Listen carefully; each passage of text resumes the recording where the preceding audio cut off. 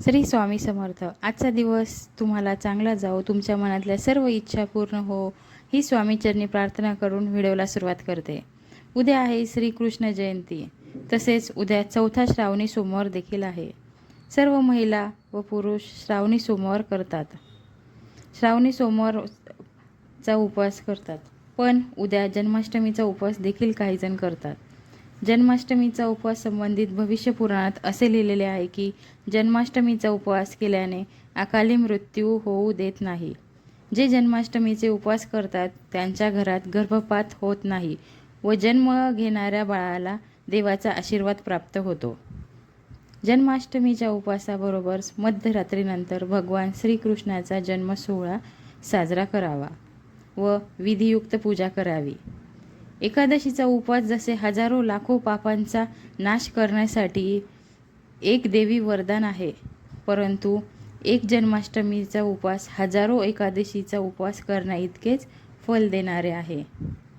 जन्माष्टमीचा उपवास हा दुसऱ्या दिवशी सोडला जातो, पण याच दिवशी श्रावणी सोमवार देखील आहे। श्रावणी सोमवार हा त्याच दिवशी सोडतात, पण सोमवार जर सोडला तर जन्माष्टमीचा उपवास भंग होईल। यामुळे अनेकांच्या मनात प्रश्न असेल की जन्माष्टमीचा उपवास कायम ठेवायचा असेल तर श्रावणी सोमवारचे काय? काही शास्त्रानुसार जन्माष्टमी व सोमवार एकत्र आले असतील तर या दोन्हींनी उपवास धरले असतील तर श्रावणी सोमवारी संध्याकाळी भाताचा वास म्हणजेच उपग्रहण केल्यास सोमवारचा उपवास सुटेल।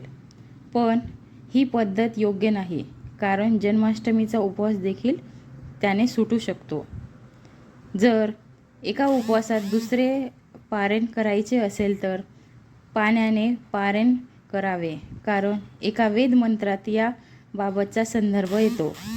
पाणी हे उपवासालाही चालते व पारायणालाही चालते। ज्यांना श्रावणी सोमवारचा उपवास सोडायचा आहे त्यांनी संध्याकाळी पाणी घेऊन उपवास सोडावा, म्हणजे तशी भावना मनात करायची आहे। पाणी पिताना भावना निर्माण करायची आहे की सोमवारचा उपवास सोडत आहे, म्हणजे तुमचा श्रावणी सोमवारचा उपवास सुटेल व जन्माष्टमीचा उपवास अहोरात्र सुरू राहील। जन्माष्टमीचा उपवास 27 ऑगस्टला सोडायचा आहे, पण गोकुळाष्टमीला उपवास सोडताना सुंठवडा खाऊनच उपवास सोडायचा आहे। व्हिडिओ आवडल्यास लाईक, शेअर आणि सबस्क्राईब करायला विसरू नका।